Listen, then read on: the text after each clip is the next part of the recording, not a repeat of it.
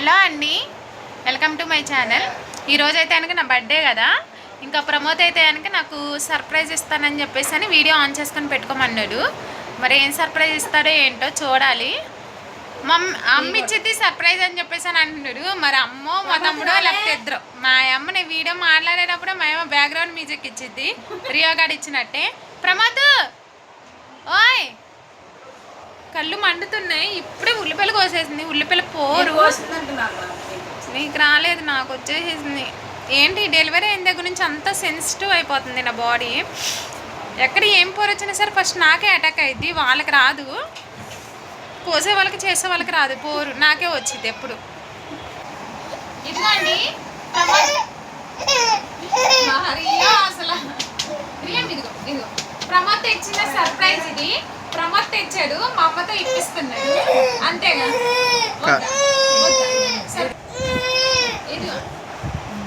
ఇదిగోండి ప్రమోద్ తెచ్చిన surprise open చేస్తున్నా. ప్రేమే ఇది, నేను ఫస్ట్ ఎస్టిమేట్ చేసేసా ఇది ప్రేమే అని చెప్పేసి అని.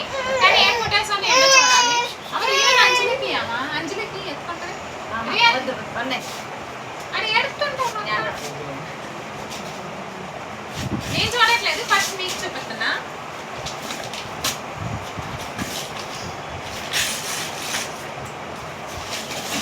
తిప్పు తిప్పు తిప్పు.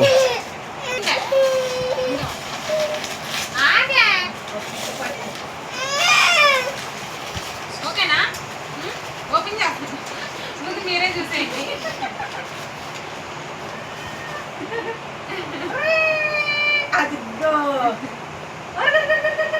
నా ప్రెగ్నెన్సీ జర్నీ నేను ఫస్ట్ నుంచి చూపిస్తాను. బాగుంది కదా? First month, second month, third month, fourth month, fifth month, sixth month, seventh month, eighth, ninth.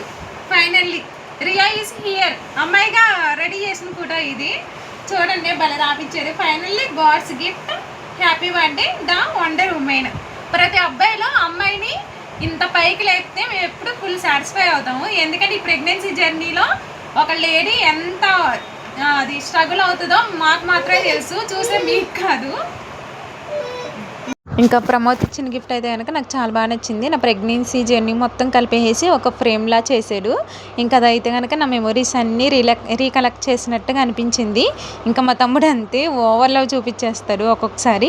At the same time అంతే కోపాన్ని కూడా చూపిస్తాడు. వాడికి కోపం వస్తే కనుక మేము కామ్ అయిపోతాము, ఎందుకంటే వాడి కోపాన్ని కూడా తట్టుకోలేము. ఎట్ ది సేమ్ టైం ప్రేమను అయితే కనుక అస్సలు తట్టుకోలేము. ప్రేమ వచ్చినా సరే అట్లానే చూపిస్తాడు.